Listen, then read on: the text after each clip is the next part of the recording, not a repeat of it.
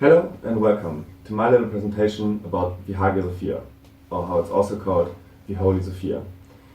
The Hagia Sophia is a marvelous church built between 532 and 537 in the Old Byzantine Empire. It was built in Constantinople, nowadays known as Istanbul. Its huge size and constructional finesse are incomparable to any other building built in the 6th century.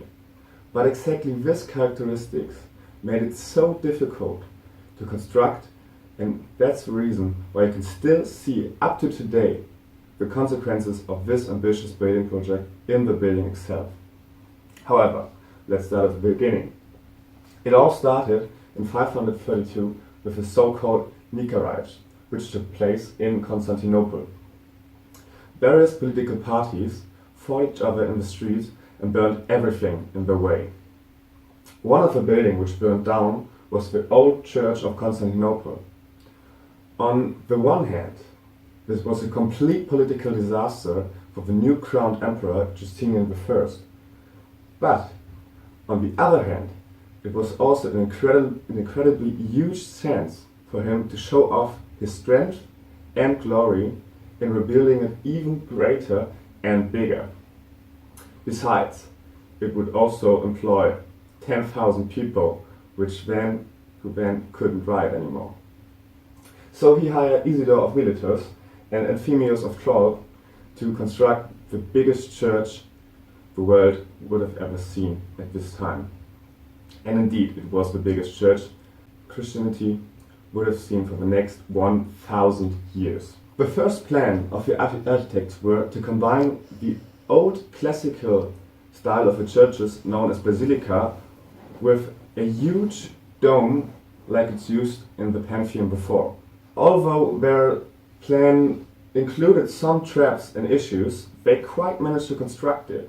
What their plan was they constructed a square as the ground structure, including 4 piers, and they wanted to fit the dome with a circular shape on top of it.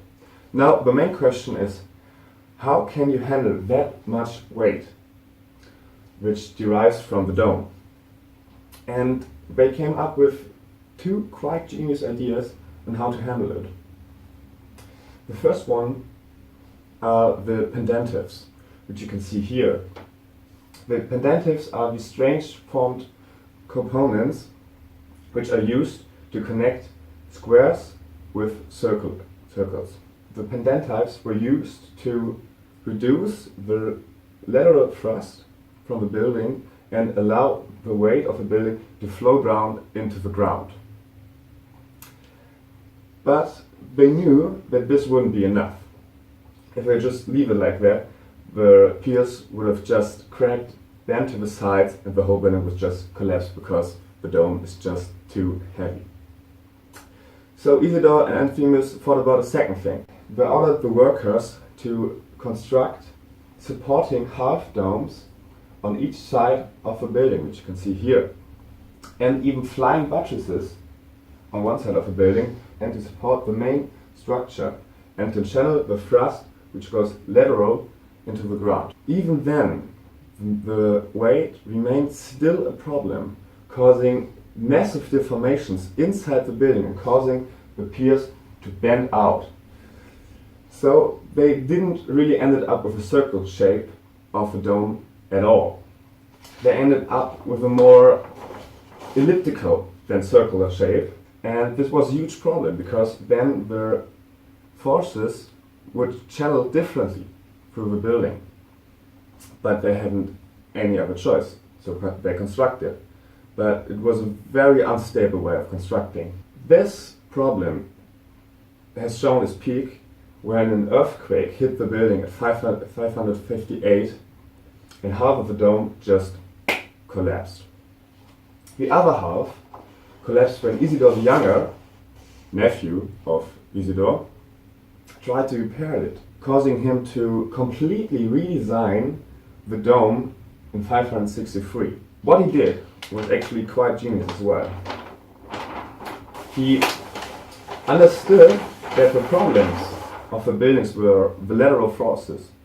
So what he did was he lifted up the dome and added windows around it to actually make the dome more steeper in order to allow some of the forces to go a more vertically than left lateral way. And in this structure, the building stands up to today for almost 1,500 years.